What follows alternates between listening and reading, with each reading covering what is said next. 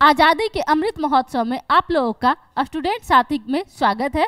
आप लोगों को शुभकामनाएं आज़ादी के अमृत महोत्सव का। जैसा कि आप लोगों ने हर घर तिरंगा फहराया था, आज स्टूडेंट साथी भी उसे सेलिब्रेट कर रहा है। अब आते हैं आज़ादी के अमृत महोत्सव को लेकर के जो मुख्य परीक्षा में प्रश्न आने की संभावना है जिस तरीके की, उस पर आते हैं, उस प्रश्न पर आते हैं। ये प्रश्न सिर्फ आपको जीएस में ही नहीं हो सकता है कि आपको हिंदी में जो होता है क्वालिफाइंग पेपर में, निबंध में भी आ सकता है, इसलिए प्रश्न अलग तरीके से इम्पॉर्टेंट हो जाता है। आज़ादी के अमृत महोत्सव के निहित उद्देश्यों को बतलाते हुए भारत द्वारा विगत 75 वर्षों में प्राप्त की गई उपलब्धियों का वर्णन करें। सबसे पहले बताना है कि आज़ादी का अमृत महोत्सव जैसे अब सेलिब्रेट हो रहा है, हमारे प्रधानमंत्री सेलिब्रेट कर रहे हैं इसे, या पूरा देश सेलिब्रेट कर रहा है, तो ये जो अमृत महोत्सव सेलिब्रेट कर रहा है तो उसका कोई ना कोई तो उद्देश्य होगा, बिना उद्देश्य का तो सेलिब्रेशन हो नहीं रहा होगा। और सेकेंड थिंग, तो फर्स्ट क्वेश्चन आपको उद्देश्य हो गया, और दूसरा बोल रहा है भारत द्वारा विगत 75 वर्षों में प्राप्त की गई उपलब्धि। जो उपलब्धि हम लोगों ने 75 ईयर्स में जब आज़ाद हुए थे तो हम कितने बुरे स्थिति में थे, और उसके बाद आज जो भारत है एक बहुत ही सुदृढ़ भारत है। तो ये जो उपलब्धियां हुई हैं इसका वर्णन करना है, टाइम टू टाइम क्या क्या हम लोगों ने गेन किया।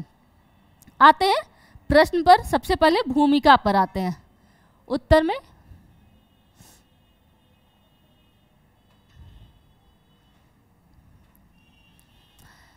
आज़ादी का अमृत महोत्सव भारत की स्वाधीनता के 75 वर्ष पूरे होने के उपलक्ष्य में आयोजित एक पहल है। हम लोग के यहाँ भी अगर किसी का विवाह होता है तो 25वां साल, 50वां साल, ये सब बहुत सेलिब्रेट करते हैं। तो भारत तो आज़ाद हुआ, आज़ादी का सिर्फ भारत ही नहीं, हम सब भी आज इतने स्वाधीनता की तरह रह पा रहे हैं, स्वतंत्र हैं, तो कहीं ना कहीं कारण वो 15 अगस्त 1947 का दिन था। तो आज इस वर्ष क्या हुआ कि इस वर्ष 15 अगस्त 2022 को भारत ने अपनी स्वाधीनता के 75 वर्ष पूरा कर लिया। तो हम लोग इसे बहुत अच्छे से पूरा देश सेलिब्रेट कर रहा है। तो ये क्या है, आयोजित यह महोत्सव उन लोगों के प्रति समर्पित है जिन्होंने देश की आज तक की सफल यात्रा में सक्रिय योगदान किया है। अब देखिए, आज़ादी से पहले जिन लोगों ने किया स्वतंत्रता संग्राम में, आपको 1857 से लेकर के या उससे पहले से भी लोग लड़ रहे हैं, पलासी का युद्ध वगैरह भी हुआ है, नील क्रांति वगैरह उससे पहले ही हो चुका है। तो वहाँ से लेकर के 1947 तक जो क्रांतिकारी थे वो तो थे ही स्वतंत्रता तक, लेकिन स्वतंत्रता के पश्चात वर्तमान तक आपको बहुत डेवलपमेंट देखा गया है भारत में। जैसे इसरो में हम लोग अंतरिक्ष टेक्नोलॉजी में काफ़ी आगे बढ़ चुके हैं, अर्थव्यवस्था में एक बहुत बड़ी देश के रूप में उभर रहे हैं। तो एक उपलब्धि हुआ है। इन उपलब्धि में जिन लोगों ने कंट्रीब्यूशन किया है 75 ईयर्स में, ड्यूरिंग 75 ईयर्स, उन लोगों को ये समर्पित है, डेडिकेटेड है। ठीक है, जैसे आप कुछ भी करते हो तो आप सफल होते हो तो आप अपना सफलता को अपने पेरेंट्स को, अपने किसी क्लोज वन को आप डेडिकेट करते हो। तो ये जो आज़ादी का अमृत महोत्सव है इन लोगों को डेडिकेटेड है, जो जिन्होंने 75 ईयर्स में इंडिया को डेवलप करने में कंट्रीब्यूशन दिया है। आज़ादी का अमृत महोत्सव का वास्तविक उद्देश्य प्रत्येक राज्य और प्रत्येक क्षेत्र में इस इतिहास को संरक्षित करना है। अब प्रत्येक राज्य का कहीं ना कहीं कंट्रीब्यूशन है, बिफोर इंडिपेंडेंस भी एंड आफ्टर इंडिपेंडेंस भी पूरे देश के हर राज्य का कंट्रीब्यूशन है डेवलपमेंट में। और सिर्फ राज्य ही नहीं, प्रत्येक क्षेत्र का एक छोटा छोटा ही बट कंट्रीब्यूशन है। तो इनका जो इतिहास है इसको क्या करना है, संरक्षित करना है, जिससे भावी पीढ़ियों को भी प्रेरणा मिल सके। इतना ही आपका क्या था, भूमिका था। आते हैं आगे, अगले पैराग्राफ में आते हैं। भूमिका हो गया, अब प्रश्न की व्याख्या करते हैं। भारत 15 अगस्त 2022 को अपनी आज़ादी के 75 साल पूरा कर चुका है। इसी वर्ष किया है, 15 अगस्त 2022 को 75 वर्ष पूरा कर चुका है। तो स्वतंत्रता के 75 वर्ष पूरे होने के उपलक्ष्य में भारत सरकार ने आज़ादी का अमृत महोत्सव कार्यक्रम मनाने का फैसला लिया है। तो कौन किया है, भारत सरकार ने किया है। इस महोत्सव की शुरुआत 12 मार्च 2021 को साबरमती गुजरात से किया गया था। साबरमती से कुछ याद आ ही रहा होगा, साबरमती के संत तूने कर दिया कमाल, यहाँ वहीं से जुड़ा हुआ है गांधी जी, महात्मा गांधी जी साबरमती से जुड़े हैं। और 12 मार्च डेट आप लोगों को पता ही होगा, आप लोगों ने बीपीएससी की तैयारी की है तो 12 मार्च से रिलेटेड आपको एक बार प्रश्न आ भी चुका है। जो दांडी यात्रा हुआ था साबरमती से ही प्रारंभ हुआ था, 12 मार्च से 6 अप्रैल तक चला था। तो 12 मार्च से इसीलिए प्रारंभ किया गया क्योंकि यहाँ से साबरमती से दांडी यात्रा था, महात्मा गांधी ने प्रारंभ किया था। जो आगामी 75 सप्ताह, कितना दिन, सब कुछ इंडिया एट 75, सब 75 लोगों वगैरह भी 75 ही लगा हुआ है। अर्थात आप लोगों ने अभी वो जो फोटोग्राफ देखा था उसमें भी 75 ही दिया था, 75, अर्थात 15 अगस्त 2023 तक चलेगा। तो डेट याद कर लीजिएगा आपको, 12 मार्च 2021 से लेकर के 15 अगस्त 2023 तक, 2023 तक होगा आपको टोटल। अगले पैराग्राफ में आते हैं। अमृत महोत्सव मनाने का उद्देश्य क्या है? अब अमृत महोत्सव मनाया जा रहा है तो कोई ना कोई तो उद्देश्य होगा ही। इसका मुख्य उद्देश्य है 2047 में, सबसे पहला प्रश्न भी था आपका उद्देश्य को लेकर के, तो 2047 में भारत के लिए एक दृष्टि बनाना है। दृष्टि अर्थात क्या होगा, आपको रूपरेखा तैयार करना होगा। जैसे कि जब भारत आज़ाद हुआ था 15 अगस्त 1947 में, तो हमारे तत्कालीन प्रधानमंत्री ने कहा था जो उस टाइम पे कि उन्होंने अभी तक के भारत की एक रूपरेखा तैयार की थी। उन्होंने ही मतलब एक तरीके से कह सकते हैं, उसके बाद संविधान बना, योजना आयोग बना, हर चीज़ का तत्कालीन प्रधानमंत्री ने किया।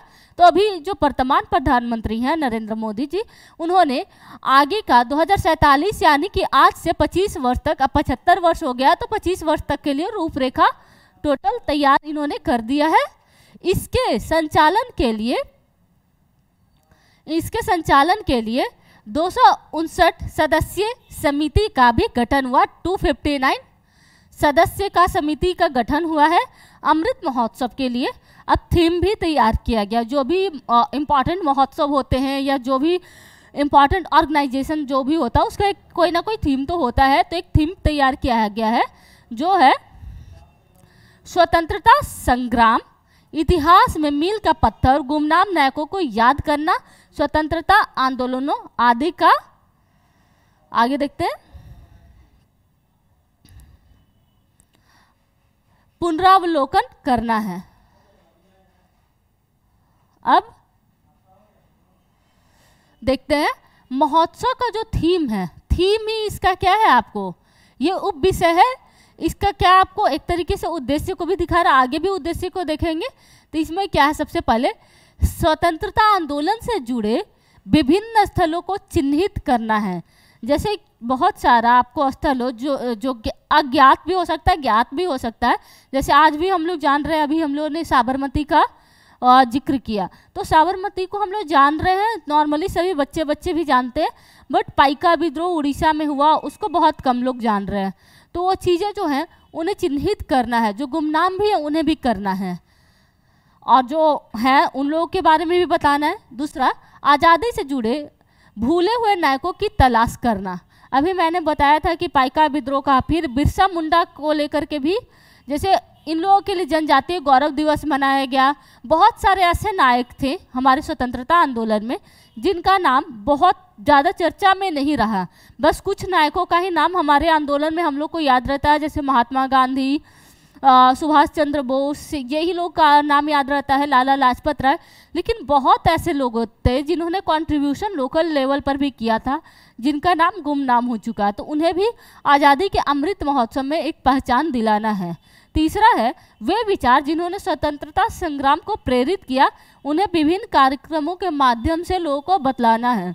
कोई ना कोई तो विचार होगा, जैसे कि 1905 में जो बंग भंग ये आंदोलन हुआ था, तो उसमें आपको सबसे पहला क्या था, स्वदेशी था, तो कोई ना कोई विचार होगा, तो उन जो विचार था आपको प्रेरित किया। जैसे 1857 का जो ये हुआ था, विद्रोह हुआ था, संग्राम, उसका एक कोई विचार होगा, पाइका विद्रोह का कोई विचार होगा, आपको असहयोग आंदोलन हुआ, ये सबका कोई ना कोई विचार होगा। तो जो स्वतंत्रता संग्राम को प्रेरित किया हुए विचार, अब उन विचारों को लोगों तक पहुंचाना है विभिन्न कार्यक्रमों के माध्यम से।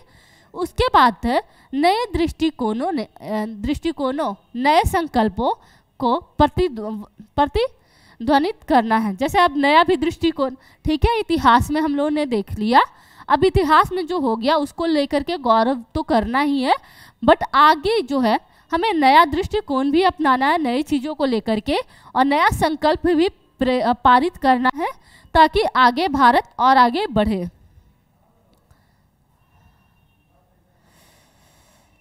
हो सकता है कि आपको ये निबंध में भी दे सकता है और हो सकता है कि आपको करंट अफेयर में भी दे दे, क्योंकि आज़ादी का अमृत महोत्सव अभी अगले साल तक चर्चा में रहेगा और पिछले साल से है, यानी कि लगातार 3 वर्षों का ये करंट अफेयर है, 2021, 2022, 2023।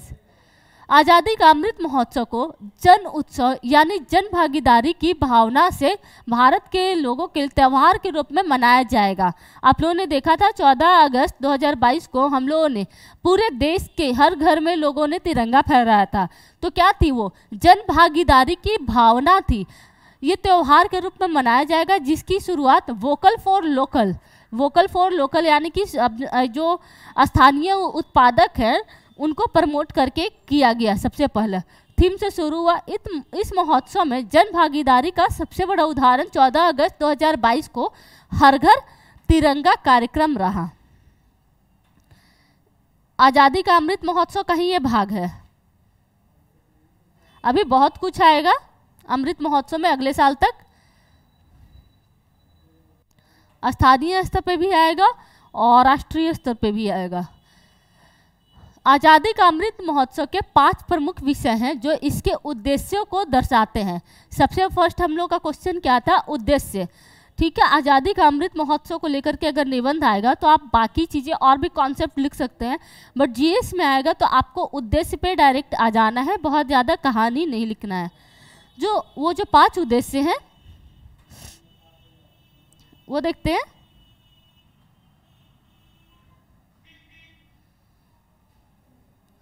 जो 5 उद्देश्य हैं वो हैं, सबसे पहला है स्वतंत्रता संग्राम। स्वतंत्रता संग्राम है, इसमें क्या है, आपको थोड़ा सा टाइम लग जाएगा, आप लोग को थोड़ा परेशान होने की जरूरत नहीं है। थोड़ा ये जो डायग्राम है थोड़ा लंबा हो गया है। स्वतंत्रता संग्राम में क्या है, इसका उद्देश्य उन विस्मृत नायकों की कहानियों को जीवंत करना है जिनके बलिदान ने स्वतंत्रता को वास्तविक बना दिया था। सबसे पहला उद्देश्य क्या है? स्वतंत्रता संग्राम। इसका उद्देश्य उन विस्मृत नायकों की कहानियों को जीवंत करना जिनके बलिदान ने स्वतंत्रता को वास्तविकता बना दिया। जैसे कि बिरसा मुंडा के लिए जनजातीय गौरव दिवस मनाया जा रहा है, 15 नवंबर को मनाया जाता है ये। तो इस तरीके से आपको सुभाष चंद्र बोस के लिए भी सेलिब्रेशन हो रहा है। तो वो जो है, वो जो नायक जिन्होंने स्वतंत्रता संग्राम जो वास्तविकता में हो नहीं सकता था, बहुत ही टफ था, उसको इन लोगों ने वास्तविकता में हम लोग के लिए बना दिया। दूसरा जो है, ये 5 जो है आपको उद्देश्य या विषय है, इसे याद कर लीजिएगा। दूसरा जो विषय है 75 वर्ष पर विचार। आप लोग दूसरे तरीके से भी डायग्राम बना सकते हैं, आपके कॉपी में जैसे भी अच्छा लगे, बट डायग्राम की तरह बना दीजिएगा, ठीक रहेगा। 75 वर्ष पर विचार, इसका उद्देश्य ऐसे विचारों को बल देना है जो दुनिया में भारत को अद्वितीय योगदान को जीवंत करे। जैसे समर्पित काशी उत्सव। समर्पित काशी उत्सव में क्या हो रहा है, जो साहित्य में जिनका योगदान है उनको लेकर के ये दिखाया जा रहा है। पोस्ट ऑफिस, प्रधानमंत्री ने पोस्ट ऑफिस को लेकर के भी एक प्रोग्राम लाया। तो ये ऐसा विचार है जो दुनिया में भारत के अद्वितीय योगदान को जीवंत करे। तीसरा है कॉन्सेप्ट आपका 75 वर्ष की उपलब्धियां। इन उपलब्धियों को सार्वजनिक रूप से विकसित करना है। जैसे कि स्वर्णिम विजय वर्ष। स्वर्णिम विजय वर्ष कौन सा था? आपको 1971 का जो विजय था उसको स्वर्णिम विजय वर्ष दिया। तो ये जो 75 वर्ष में बहुत बड़ा उपलब्धि हम लोग के लिए था कि एक बड़ा युद्ध हम लोग जीते थे। उसके बाद 75 वर्ष पर कदम। ठीक है। चौथा जो हम लोग का उद्देश्य उन प्रतिबद्धताओं और नीतियों को शामिल करना जो औद्योगिक विकास में सहायक हो। जैसे कि आपको अब ठीक है, हम लोगों ने जो पुराना कर लिया, अब नया जो देखना है अगली पीढ़ी के लिए ही नहीं, हमारे लिए भी एक नया रूपरेखा जो रोड मैप तैयार करना है। तो उसके लिए सबसे पहला लाया गया है पीएम गति शक्ति योजना, जिसके बारे में ऑलरेडी हम लोग पीएम गति शक्ति का एक प्रश्न कर चुके हैं। अब आते हैं जो पांचवा है 75 वर्ष पर संकल्प। देश के विकास हेतु सामूहिक संकल्प है कि आगे हम लोग को क्या करना है, ये संकल्प लेंगे। ये सामूहिक रूप से है, सिर्फ प्रधानमंत्री नहीं लेंगे, देश की जनता को भी संकल्पित होना कि आगे क्या करना। आज़ादी का अमृत महोत्सव, थोड़ा लगता है ज़्यादा देश की आज़ादी के नाम पर थोड़ा ज़्यादा फास्ट हो गया है और ज़्यादा जोश आ गया है, थोड़ा स्लो बोलती हूँ, उत्तर लिखवाना है। पिछले 75 वर्षों में भारत द्वारा की गई तीव्र प्रगति का जश्न मनाता है। 75 वर्ष में जो हम लोगों ने अचीवमेंट लिया उसको लेकर के एक सेलिब्रेशन है। आई डोंट नो, आज़ादी, तिरंगा, ये सब देख करके थोड़ा ज़्यादा जोश आ जाता है। सबको आता है, मुझे ही नहीं, सबको आता, आप लोगों को भी आता होगा। जब भी तिरंगा देखते होंगे, जब भी आज़ादी का महोत्सव होता होगा तो कुछ अलग ही लेवल का होता है जोश। यह भारत के द्वारा आज़ादी से लेकर वर्तमान समय तक उपलब्धियों के साथ 2047 तक के भारत के लिए रूपरेखा तैयार करेगा। 2047 यानी कि 1947 से लेकर के 2047 यानी कि आपको टोटल 100 वर्ष, और अभी कितना हुआ है 75 वर्ष हो गया। यानी कि जो डायग्राम हो रहा है, जो रूपरेखा रोडमैप आपको तैयार किया जा रहा है, टोटल 25 वर्ष के लिए तैयार किया जा रहा है। भारत ने अनेक बाधाओं और चुनौतियों के बाद भी सशक्त, समृद्ध और आत्मनिर्भर बनने के लिए अतुल्य गाथा लिखी है। भारत ने इन 75 वर्षों में विभिन्न क्षेत्रों में महत्वपूर्ण उपलब्धियां पाई हैं।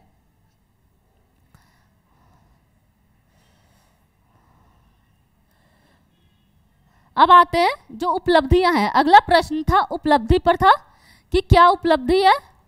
ठीक है, हम लोगों ने क्या लक्ष्य रख लिया, वो है हम लोग जीएस पॉइंट ऑफ व्यू से देख रहे हैं प्रश्न को, ना कि ऐसे। अगर ऐसे लिखना हो आपको एग्जामिनेशन में आ जाए तो थोड़ा और बढ़ा दीजिएगा। अंतरिक्ष शक्ति 1960 के दशक में बेहद साधारण शुरुआत के बाद भारतीय अंतरिक्ष कार्यक्रम ने पिछले 6 दशकों में निरंतर सफलता की सीढ़ियां चढ़ी हैं। सबसे पहले 1969 में ये आपको सबसे इसरो का उद्घाटन हुआ था। उससे पहले ही कुछ कुछ स्टार्ट हो चुका था, लेकिन 1969 में इसरो बना था। वहाँ एकदम साधारण सा शुरुआत हुआ था। आज के टाइम में निरंतर हम लोगों ने 6 दशकों में एक बड़ा अचीवमेंट भी पा लिया है। जैसे देखिए कौन कौन सा है। आज चंद्रयान 3 होने वाला, चंद्रयान 1 और 2 ऑलरेडी हो चुका है, जो हम लोगों ने 2 भी देखा था। अब चंद्रयान 3 आने वाला है। मंगलयान भी हो चुका है। आदित्य L1 है, क्या है आपको सौर मंडल का जो है इसके बारे में अध्ययन है। शुक्र मिशन है। उसके बाद आपको गगनयान भी है जो अंतरिक्ष को लेकर के, मैंने साइड में लिख दिया, यहाँ पे छूट गया था, ये भी काफ़ी इम्पॉर्टेंट है। शुक्र मिशन है। जैसे अनुसंधानों में इसरो द्वारा अंतरिक्ष की गतिविधियों का भविष्य उज्जवल दिख रहा है। अभी भी यहाँ से सोचिए कि हम लोगों ने बहुत साधारण टेलीविज़न, सैटेलाइट वगैरह को लेकर के ही किया था।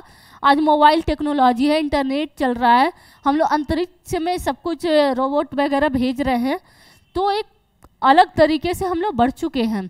तो जो अंतरिक्ष शक्ति में हम लोग महाशक्ति के तौर पर आज एक विश्व में जाने जा रहे हैं। भारत की जो उपलब्धि है उसे देख रहे हैं एक एक करके।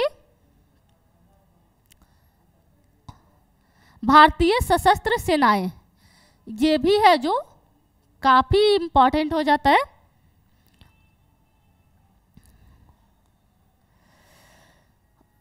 विगत 70 वर्षों में हमारी सेनाओं के लिए चुनौतीपूर्ण के साथ साथ अवसर युक्त भी रहे हैं।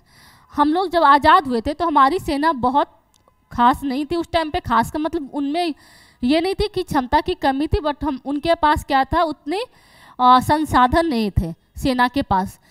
तो हम लोग का शुरुआत बहुत चुनौतीपूर्ण रहा, क्योंकि शुरू में ही हम लोगों को चाइना वार देखने को मिल गया। इंडिया चाइना वार हो गया, 1962 में हो गया। उसके बाद 1965 में पाकिस्तान से हो गया। 1971-72 में भी हो गया, उसके बाद 1999 में कारगिल वार भी हो गया। लगातार आप देख लीजिए तो 4 बड़े बड़े युद्ध देखने को मिले भारत को। और उसके अलावा भी बहुत सारी चुनौतियां रही हैं, जैसे कि आपको दक्षिण भारत में श्रीलंका को लेकर के बीच में राजीव गांधी के समय चुनौती रहा था। तो जो हमारी सशस्त्र सेना है जो बहुत सारा चुनौती देख करके बढ़ा है आगे। तो चुनौती के साथ क्या रहा, अवसर भी इन लोगों को मिला है। वर्तमान में यह विश्व की शीर्ष 5 शक्तिशाली सेनाओं में है। 5 शक्तिशाली सेनाओं इसलिए लिखा शीर्ष 5 शक्तिशाली सेनाओं में, क्योंकि कहीं 3 देता है, तीसरे स्थान पर देता है भारत का, कहीं चौथे स्थान पे, ज़्यादा जगह चौथे स्थान पे देता है। तो जब डेटा में वेरी हो जाएगा तो हो सकता है कि इसको लेकर के मार्क्स को थोड़ा आपको प्रॉब्लम हो जाए। तो आपने डायरेक्ट लिख दिया शीर्ष 5 शक्तिशाली देशों में से एक है, तो ऑब्वियस है जो एग्जामिनर होंगे आपकी बात को समझ जाएंगे। आज क्या है, भारत एक परमाणु संपन्न राष्ट्र के रूप में भी पहचाना जा रहा है। भारत वो नहीं है कि जैसे कि आपको बार बार पाकिस्तान की तरह ये नहीं धमकी देता है कि हम आपके देश पे परमाणु हमला कर देंगे, परमाणु हमला कर देंगे, जैसे पाकिस्तान हर वक्त करते रहता है। भारत एक परमाणु संपन्न राष्ट्र है और इसका एक बहुत अच्छा नीति भी है कि हम आप पर पहले आक्रमण नहीं करेंगे। लेकिन क्या है कि जब परमाणु संपन्न देश है आज के टाइम में, तो दूसरे देश भी आप पर हमला करने से पहले 100 बार सोचेंगे। सशस्त्र बलों और साथ ही सशस्त्र बलों में महिलाओं की भी भागीदारी बढ़ी है, जैसे भावना कंठ है, इस तरीके से बहुत सारा नाम है। एक नाम आप लोग अक्सर जीएस में याद करते होंगे। अब आते हैं अगला जो पॉइंट है, कुछ नाम मुझे याद नहीं आ रहा है, लेकिन बहुत सारे ऐसे नाम हैं, 1-2 नहीं बहुत सारे नाम हैं। विज्ञान और प्रौद्योगिकी, ये भी भारत के लिए बहुत बड़ा अचीवमेंट रहा है। सशस्त्र और अंतरिक्ष के बाद अगर दूसरा देख रहे हैं तो विज्ञान और प्रौद्योगिकी में भी हम लोगों का बहुत ज़्यादा अचीवमेंट रहा है। वर्तमान में भारत वैश्विक स्तर पर आईटी हब के रूप में जाना जाता है। एक बहुत बड़ा आईटी हब है भारत। विज्ञान व प्रौद्योगिकी में भारत आज के टाइम में क्या हो रहा है, आत्मनिर्भरता की ओर बढ़ रहा है। हम लोग लगभग चीज़ें हमारे देश में हो रहा है कि भारत में इसका निर्माण खुद से हो। अब आते हैं अगला क्या है आपका,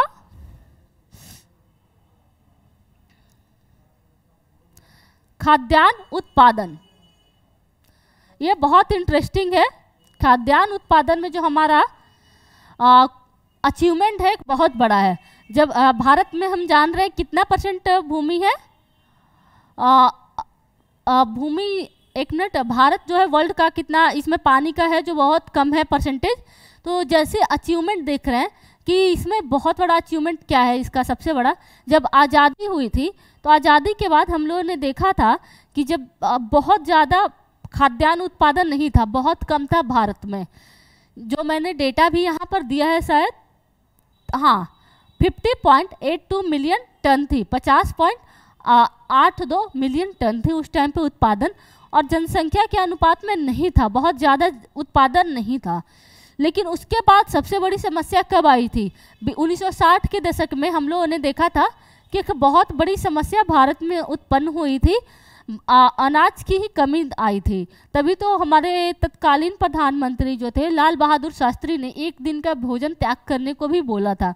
लेकिन उसके बाद हरित क्रांति आई, 2 बार आई थी, एक बार आई थी तो चावल के लिए, एक बार आई थी, सबसे पहला आपको गेहूं का उत्पादन किया था, उसके बाद चावल का, फिर संकर बीज आया, अलग अलग तरह का उत्पादन हुआ। उत्पादन इतना हुआ कि आज क्या है कि सिर्फ खुद के लिए ही नहीं उत्पादन करते हैं, हम लोग निर्यात भी करते हैं। पूरी जनसंख्या का जो खाद्यान्न जरूरत है उसको पूरा करने के बाद भी आज हमारे पास इतना, आत्मनिर्भर होने के बाद भी आज हमारे पास इतना है कि हम दूसरे देशों में भी निर्यात कर सकते हैं और करते भी हैं। ज़रूरत पे जैसे श्रीलंका को हम लोगों ने मदद किया, आज गेहूं का निर्यात कर रहे हैं, अलग अलग चीज़ों का निर्यात अलग अलग देशों में कर रहे हैं।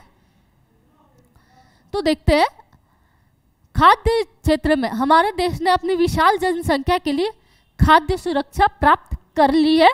खाद्य सुरक्षा का मतलब है कि हम लोग जितना बड़ा जनसंख्या 135 करोड़ जो कह रहे हैं, सबके लिए भोजन है, उपलब्ध देश में ही है।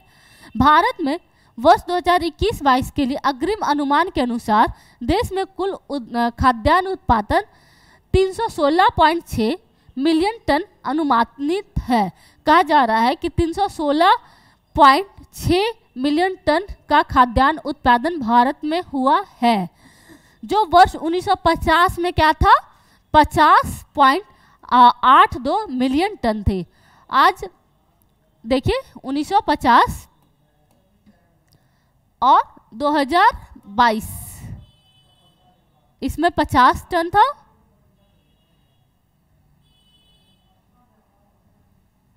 $50 मिलियन टन था, और आज के टाइम में कितना है 300, यहाँ पे समझ लीजिए 316.6 मिलियन टन है। तो एकदम यहाँ से यहाँ ग्रो किया है। हो सके तो आप इस तरह का डायग्राम भी बना सकते हैं अपने आंसर में, कि डायरेक्ट इस तरीके से आप दे सकते हैं 1950 से 2022 तक का डायग्राम बना करके आप दिखा सकते हैं। आज भारत मत्स्य पालन के क्षेत्र में विश्व में दूसरा बड़ा क्या है, केंद्र है। मत्स्य पालन भी एक नीली क्रांति हमारी अभी वर्तमान की जो वित्त मंत्री है निर्मला सीतारमन ने भी इसके लिए बहुत सारा ये मतलब बजट में निकाला था। पिछले आत्मनिर्भर भारत में भी लाया गया था नीली क्रांति। आप समझ लीजिए कि मत्स्य पालन में विश्व में सेकंड पोजीशन पे भारत है, और उसके बाद आपको मत्स्य उत्पादन में तीसरे स्थान पर है। तो एक तरीके से हम लोग देख रहे हैं कि भारत कहाँ 1950 में आपको 50 मिलियन टन था आपको उत्पादन खाद्यान्न का, आज हो गया 316.6 मिलियन टन। तो ये डायग्राम भी आप चाहें तो बना सकते हैं खुद से। अब समझ लीजिए कि हम लोग खाद्य सुरक्षा बहुत अच्छे से हो गई है भारत में। सारी जनसंख्या के खाने के उपलब्धता के साथ साथ हमारे पास इतना है, इसको कह सकते हैं कि हमारे पास सरप्लस है इतना कि हम दूसरे देशों को निर्यात कर सकते हैं। तो क्या हो गया, हम खाद्यान्न क्षेत्र में काफ़ी उपलब्धि इसमें भी आया है। 2-3 क्षेत्र अंतरिक्ष प्रौद्योगिकी हमने देख लिया, और उसके बाद विज्ञान प्रौद्योगिकी देखा, खाद्यान्न देखे, और सशस्त्र सेना बल में भी देखा कि भारत ने क्या क्या उपलब्धि किया है। अब आगे आते हैं, और किस क्षेत्र में भारत ने 75 सालों में क्या क्या उपलब्धि देखा है।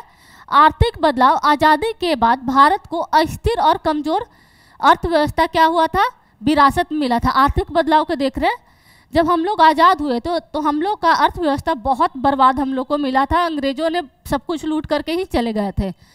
लेकिन वर्तमान मिला था जो वर्तमान में विश्व की 5वीं बड़ी अर्थव्यवस्था, आज भारत विश्व की 5वीं बड़ी अर्थव्यवस्था है। और सबसे बड़ा एक कोइंसिडेंस देखिए, जिस ब्रिटेन ने हमें लूटा आज उसी ब्रिटेन को हम लोग पीछे कर चुके हैं। वो आज 6ठे स्थान पर और हम 5वें स्थान पे हैं, उसे ही पीछे करके आगे बढ़ चुके हैं। आज भारत की जीडीपी के साथ साथ विदेशी मुद्रा भंडार में भी अग्रणी देश है। जीडीपी में बदलाव होते रहता है, तो जब एग्जामिनेशन के टाइम आप अपना देख सकते हैं कि उस टाइम क्या था और आज के टाइम क्या है, देख सकते हैं नया। और साथ में विदेशी मुद्रा भंडार काफ़ी, ऐसे तो काफ़ी बढ़ रहा था, लेकिन इस साल काफ़ी विदेशी मुद्रा भंडार में काफ़ी गिरावट देखा गया है। तो नया डेटा लिख सकते हैं, और नहीं भी लिखिएगा तो इतना लिख सकते हैं, आज भारत जीडीपी के साथ साथ विदेशी मुद्रा भंडार में भी अग्रणी देश है। वहीं स्टार्टअप्स,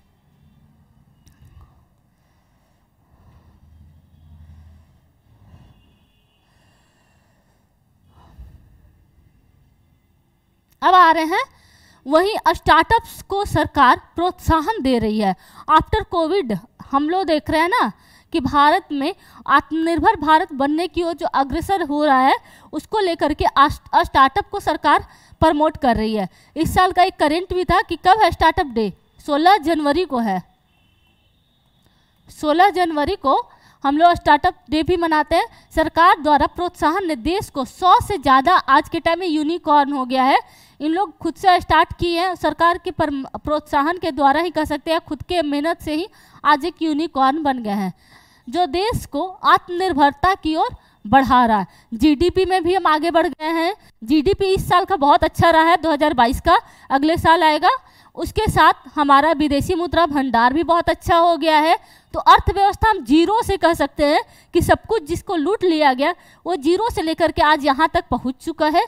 आज हम स्टार्टअप कर रहे हैं, आत्मनिर्भर बन रहे हैं, दूसरे देशों की भी मदद करते हैं, नेपाल और भूटान जैसे छोटे देशों की भी मदद करते हैं। अगला जो पॉइंट है ऊर्जा।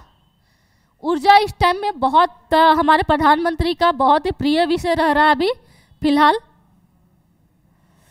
ऊर्जा के क्षेत्र में इन 75 वर्षों में भारत परंपरागत ऊर्जा जो जीवाश्म ईंधन पर था से आगे बढ़कर अक्षय ऊर्जा जो सौर ऊर्जा है, पवन ऊर्जा जैसे गैर परंपरागत ऊर्जा को अपना रहा है।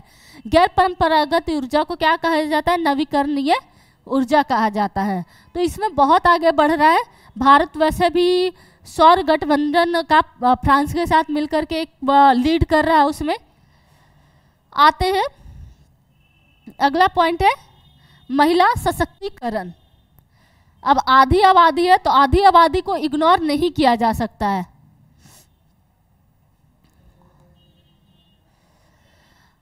आजादी के 7 दशकों के सफर में देश की महिलाओं के जीवन में क्रांतिकारी बदलाव आया है। पिता की संपत्ति में बराबर हक के साथ 3 तलाक जैसी कुप्रथा से भी मुक्ति मिली है। ये दोनों, पिता की संपत्ति में भी पहले बेटियों का कोई हक नहीं था, अब मिला है। 3 तलाक जैसी कुप्रथा भी हट चुकी है, हाल के भी दिनों में देख रहे हैं। उसके बाद सिर्फ इतना ही नहीं, हर क्षेत्र में देखिए तो महिलाएं लीड कर रही हैं। आपको रक्षा क्षेत्र में जो माना जाता था कि महिलाएं नहीं जाती हैं, उसमें जा रही हैं। आपको अंतरिक्ष हो, विज्ञान के क्षेत्र में, IT वाले में तो महिलाएं बहुत ज़्यादा जा रही हैं। हर क्षेत्र में जो महिलाओं का नहीं माना जाता था, जो कहा जाता था कि महिलाओं का नहीं है, बस कुछ क्षेत्र को माना जाता था, लेकिन उन क्षेत्रों में भी महिलाएं आज जा रही हैं। तो महिला सशक्तिकरण हो रहा है। और जो लैंगिक भी था, जो लड़कों की तुलना में लड़कियों की जनसंख्या भी कम थी, आज के टाइम में फिर से बढ़ करके लड़कियों की जनसंख्या लड़कों के सामने 1000 लड़कों पे 1020 हो चुका है। तो अब जो हमारे प्रधानमंत्री का है बेटी बचाओ बेटी पढ़ाओ वाला जो योजना है, कहीं ना कहीं उसका भी फायदा है। सेल्फी विथ बेटी, सेल्फी विथ डॉटर कोई प्रोजेक्ट था उस टाइम पे। इसके अलावा भारत ने, आप देखते हैं निष्कर्ष पर आते हैं अगला, क्योंकि आप और भी लिख सकते हैं, जब ऐसे रहेगा तो और लिख दीजिएगा जितना टाइम हो, जहाँ जहाँ उपलब्धि आप लोग को याद आए। बट जो इम्पोर्टेंट सेक्शन थे हम लोगों ने आप लोग को करवा दिया है। अब निष्कर्ष पे आते हैं।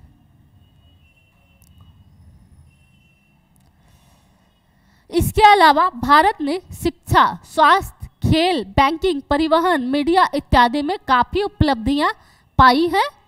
एक समय पर स्वास्थ्य सेवाओं में अभाव से गुजरने वाला देश आज दुनिया को दवाओं और वैक्सीन का एक बड़ा आपूर्तिकर्ता बना है। सिर्फ ये नहीं है, आप स्वास्थ्य में देखिए तो पहले बस दिल्ली में ही एक एम्स था, आज देश के कई जगहों में एम्स हो चुका है। आज स्वास्थ्य में कई दूसरे देशों से आकर के लोग भारत में सर्जरी करा रहे हैं। तो स्वास्थ्य में तो हम लोगों ने काफ़ी तरक्की की है। हाँ, एक बड़े जनसंख्या के अकॉर्डिंग सही नहीं है कि कुछ चीज़ें हम लोग को बदलाव लाने की ज़रूरत है, लेकिन हम लोग हैं जो आज स्वास्थ्य में बहुत अच्छी तरक्की कर चुके हैं। आज जो आयुष्मान भारत योजना के अंतर्गत एक गरीब परिवार भी अपना इलाज करवा रहा है। सिर्फ केंद्र सरकार ही नहीं, बिहार सरकार भी ऐसा कर रही है, योजनाएं लाई हैं। खेल में देखिए तो क्रिकेट में तो हम बहुत अच्छे थे ही, आज के टाइम में हम ओलंपिक में भी बहुत अच्छा प्रदर्शन कर रहे हैं। बैंकिंग के क्षेत्र में भी काफ़ी आगे बढ़ चुके हैं। हमारे जो पूर्व ये थे RBI गवर्नर रघुराम राजन जी, आज देखिए ब्रिक्स में या बड़े बड़े जगहों पे लीड कर रहे हैं। बैंकिंग में हम काफ़ी आगे बढ़ चुके हैं। परिवहन में आप तेजस जैसी ट्रेन देख रहे हैं, बुलेट ट्रेन हो चुका है, आपको फ्लाइट अब कॉमन थिंग हो चुका है। तो परिवहन में भी हमारा बहुत बदलाव आ चुका है। आज़ादी से अब तक जो 75 वर्ष है, इसमें आज के टाइम में नॉर्मली लोगों के पास कार या बाइक देखने को मिलता है। तो परिवहन में भी बदलाव हुआ है इन 75 वर्षों में। उसके अलावा मीडिया भी बस जो प्रेस थी, आज के टाइम में मीडिया अलग अलग तरह के, सिर्फ टीवी वाली ही नहीं, अब अलग तरीके से और इलेक्ट्रॉनिक मीडिया के साथ साथ आपको इंटरनेट पे भी एक मीडिया उपलब्ध हो चुकी है अलग तरह से। उसके साथ साथ स्वास्थ्य सेवाओं का एक समय था कि स्वास्थ्य सेवाओं के अभाव में लोग की मृत्यु होती थी, छोटे छोटे बातों पर हम लोग दूसरे देशों पर निर्भर होते थे।